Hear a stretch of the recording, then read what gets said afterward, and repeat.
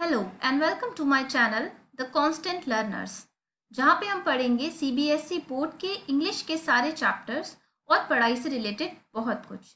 तो चलिए शुरू करते हैं क्लास 10th की फर्स्ट फ्लाइट का chapter 2, Nelson Mandela a long walk to freedom. Nelson Mandela a long walk to freedom is written by Nelson Rolihlahla Mandela. जी हाँ, नेल्सन रोलीलाहाला मंडेला ही नेल्सन मंडेला का पूरा नाम है। This chapter is an extract from the autobiography of Nelson Mandela, born 18 July 1918, the first black president of South Africa. Excerpts from Long Walk to Freedom include description of the inauguration ceremony, citations from his speech, his journey of being a freedom fighter, the struggle, along with a tribute to other freedom fighters and countless other people who fought for their freedom. ये जो chapter है ये extract है उनकी autobiography का। Extract means a piece of writing taken from any book. Autobiography मतलब आत्मकथा।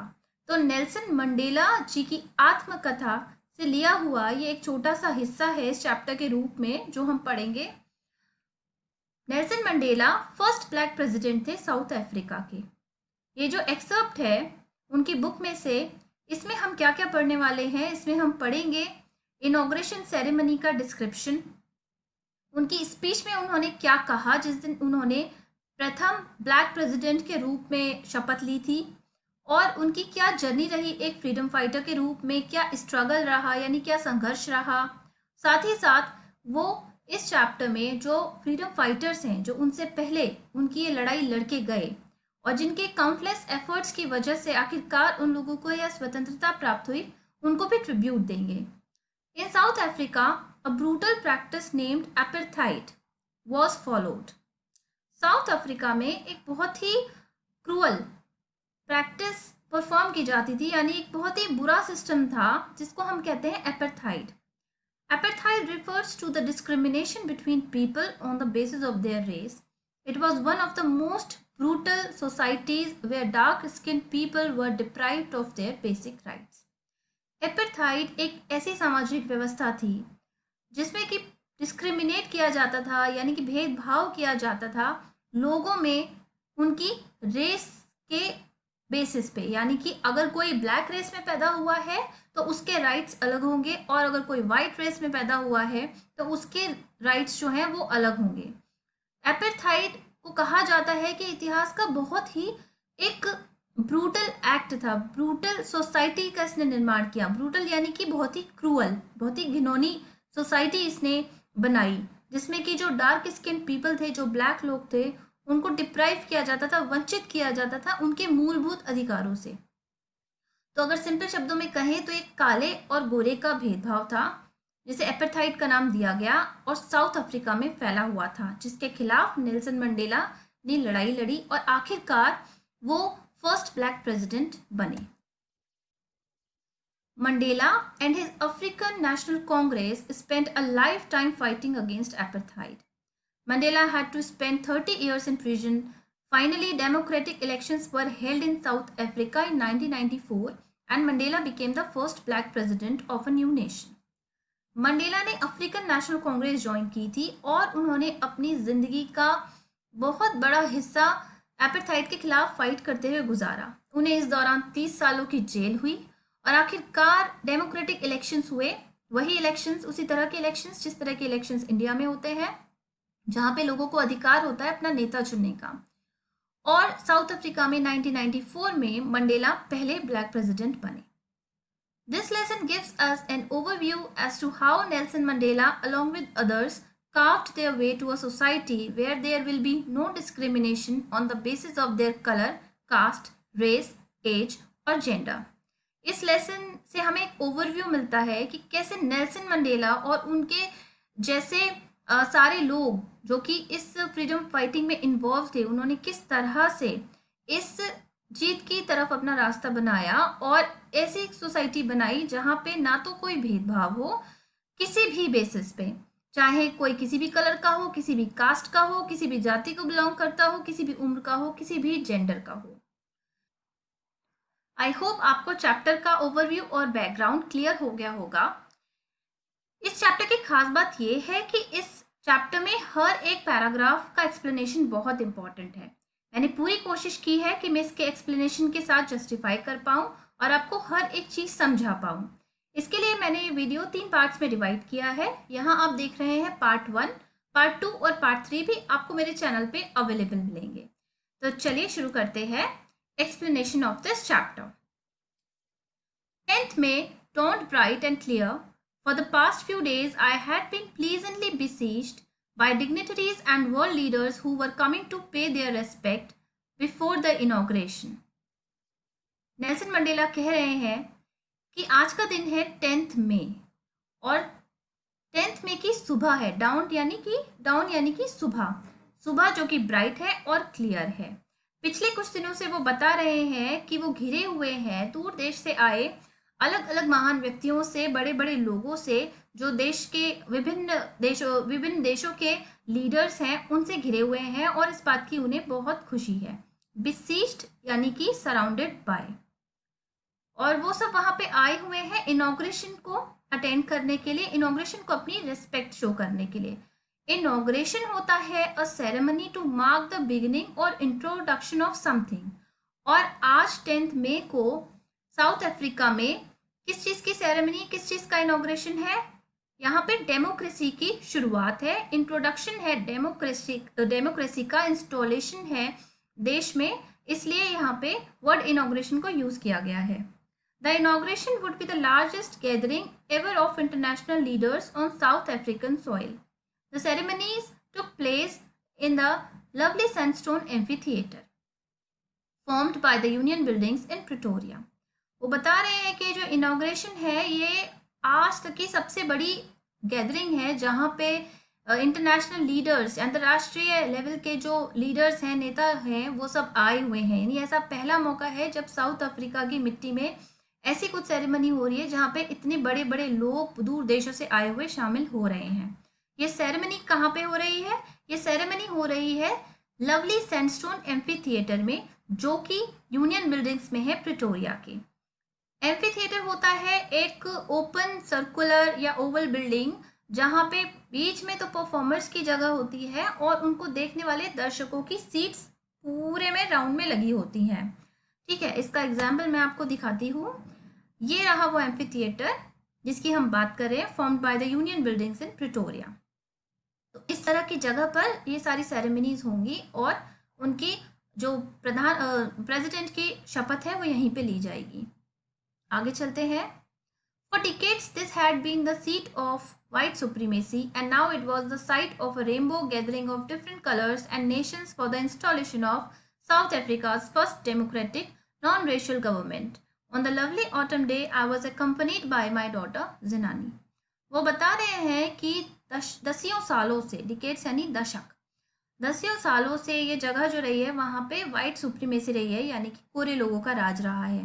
लेकिन आज हम देख सकते हैं कि यहाँ पे डिफरेंट कलर्स के लोग इकट्ठे हुए हैं, अलग अलग देशों से आए हुए लोग हैं। ऐसा लग रहा है जैसे कि एक इंद्रधनुष है, क्योंकि आज ही वो दिन है जब साउथ अफ्रीका में पहली बार डेमोक्रेसी यानी कि गणतंत्र की शुरुआत होगी और एक ऐसी गवर्नमेंट की शुरुआत होगी जो कि नॉन रेशियल होगी, जिसके मन में किसी के लिए कोई भी भेदभाव नहीं रहेगा। इस खूबसूरत ऑटम के दिन, ऑटम होता है वो टाइम जब सर्दियां जाने वाली होती हैं, गर्मियां जाने वाली होती हैं और सर्दियां आने वाली होती हैं। तो आज इस ऑटम के दिन, इस खूबसूरत दिन पे उनके साथ है उनकी बेटी ज़ैनानी। On the podium, Mr. de Klerk was first sworn in as second deputy president. Then Thabo Mbeki was sworn in as first deputy president. When it was my turn, I pledged to obey and uphold the constitution and to devote myself to the well-being of the republic and its people. अब Nelson Mandela oath ceremony को describe कर रहे हैं। कह रहे हैं कि podium पे उनसे पहले शपथ लेने वाले थे मिस्टर डी क्लैर्क, जो कि सेकंड डेप्यूटी प्रेसिडेंट थे। उसके बाद शपथ ली थाबो बेकी ने, जो कि फर्स्ट डेप्यूटी प्रेसिडेंट थे। और जब नेल्सन मंडेला जी की बारी आई तब उन्होंने प्लेज किया कि वो जो कॉन्स्टिट्यूशन है उनके देश का, उसको प्रोटेक्ट करेंगे और उसको ओबे करेंगे, उसको मानेंगे और अपने आप को डिवोट करेंगे अपने देश यानी रिपब्लिक और उसके लोगों के भलाई के लिए, वेलबींग के लिए। यहाँ पे कुछ वर्ड्स हैं जिनके मीनिंग मैं क्लियर कर देती हूँ। स्वॉर्न का मतलब होता है शपथ लेना, अपहोल्ड का मतलब होता है प्रोटेक्ट करना। तो उन्होंने शपथ ली कि वो अपने देश के कॉन्स्टिट्यूशन को ओबे करेंगे और प्रोटेक्ट करेंगे। यहाँ पे नेल्सन मंडेला की स्पीच स्टार्ट होती है जो कि उस दिन उन्होंने दी। To the assembled guests and the watching world I said, today all of us too by our presence here confer glory and hope to newborn liberty. वो कह रहे हैं कि यहाँ पे जितने भी लोग और मेहमान इकट्ठा हुए हैं वो सब इस बात का सबूत है कि जो भी न्यूबॉर्न लिबर्टी हमें मिली है, यानी कि जो नई नई आज़ादी स्वतंत्रता हमें मिली है, हम सब उसको इज्जत देते हैं। कन्फर यानी देना, ग्लोरी यानी कि ऑनर, तो उसको ऑनर देने के लिए हम सब यहाँ पर आए हैं। Out of the experience of an extraordinary human disaster that lasted too long must be born a society of which all humanity will be proud. इस तरह का जो एक्स्ट्रा ऑर्डिनरी ह्यूमन डिजास्टर का अनुभव किया हमने, उससे आखिरकार एक ऐसी सोसाइटी का जन्म होना चाहिए जिसमें कि सारी इंसानियत को गर्व हो, प्राउड हो। एक्स्ट्रा ऑर्डिनरी ह्यूमन डिजास्टर एक बहुत इंपॉर्टेंट टर्म है, ये पेपर में पूछा जाता है। एक्स्ट्रा ऑर्डिनरी ह्यूमन डिजास्टर यहाँ पे कहा गया है इन ह्यूमन प्रैक्टिस ऑफ एपेर्थाइड को, जिसमें कि रेशियल डिस्क्रिमिनेशन होता था और जो ब्लैक लोग थे उनको वाइट लोगों के सुप्रीमेसी का और उनकी क्रुएलिटी का शिकार होना पड़ता था साउथ अफ्रीका में। तो जब आपसे पूछा जाएगा कि एक्स्ट्रा ऑर्डिनरी ह्यूमन डिजास्टर किसको कहा गया है, तो आप बताएंगे कि एपेर्थाइड की प्रैक्टिस को ही एक्स्ट्रा ऑर्डिनरी ह्यूमन डिजास्टर कहा गया है। तो वो कह रहे हैं कि इसके जो अनुभव है, जो कि इतना लंबा अनुभव जो हम लोगों ने किया, अब उसके बाद एक ऐसी सोसाइटी का निर्माण होना चाहिए जिसपे कि इंसानियत को गर्व हो। We who were outlaws not so long ago have today been given the rare privilege to be host to the nations of the world on our own soil. वो कह रहे हैं हम लोग जो कि आउटलॉज थे, आउटलॉज यानी कि लॉ ब्रेकर्स माने जाते थे, कानून तोड़ने वाले माने जाते थे थोड़े टाइम पहले तक, आज उनको ये अवसर मिला है, ये प्रिविलेज मिली है कि वो इतने बड़े बड़े देशों से आए हुए जो लोग हैं, बड़े लोग हैं, उनको होस्ट कर सके, उनकी मेहमान नवाजी कर सके अपने देश की मिट्टी पे। We thank all of our distinguished international guests for having come to take possession with the people of our country of what is, after all, a common victory for justice, for peace, for human dignity. We have at last achieved our political emancipation. वो gratitude show करते हुए thank करते हैं जो भी international guest आए हुए हैं वहाँ पे उनके साथ इस सेरेमनी में शामिल होने के लिए, जिससे कि वो महसूस कर पा रहे हैं कि ये जो विक्ट्री यानी कि जो जीत मिली है न्याय की और शांति की, ये सिर्फ उनके देश की, उनके अकेले की जीत नहीं है, ये पूरी दुनिया के लोगों की जीत है, क्योंकि ये जीत है न्याय की, पीस यानी शांति की और ह्यूमन डिग्निटी की। वो कह रहे हैं कि आखिरकार हमने अचीव कर ली अपनी पॉलिटिकल इमेंसिपेशन यानी कि फ्रीडम, हमने अपनी राजनीतिक स्वतंत्रता को हासिल किया। We pledge ourselves to liberate all our people from the continuing bondage of poverty, deprivation, suffering, gender and other discrimination. वो कह रहे हैं कि हम सबको प्रतिज्ञा करनी चाहिए कि हम अपने लोगों को आज़ाद करेंगे जो चली आ रही गुलामी है, गरीबी की गुलामी, डेप्रिवेशन यानी कि नुकसान है, सफरिंग है और जो भी भेदभाव है जेंडर के बेसिस पे या किसी और भी बेसिस पे, हम इन सारी कुरीतियों से, सारी चीज़ों से अपने लोगों को आज़ाद करेंगे। आगे कहते हैं Nelson Mandela, never never and never again shall it be that this beautiful land will again experience the oppression of one by another. The sun shall never set on so glorious a human achievement. Let freedom reign. God bless Africa. कभी भी नहीं, future में, भविष्य में कभी भी नहीं दोबारा इस खूबसूरत धरती को ऐसा कुछ अनुभव करना पड़ेगा जहां पे एक वर्ग दूसरे वर्ग पे अत्याचार करे, ऑप्रेस करे, दबाव बना के रखे, उनका शोषण करे। ऐसा अनुभव अब इस देश को कभी भी नहीं करना पड़ेगा। और जो सूरज उगा है इस ग्लोरियस ह्यूमन अचीवमेंट का, वो कभी भी नहीं डूबेगा।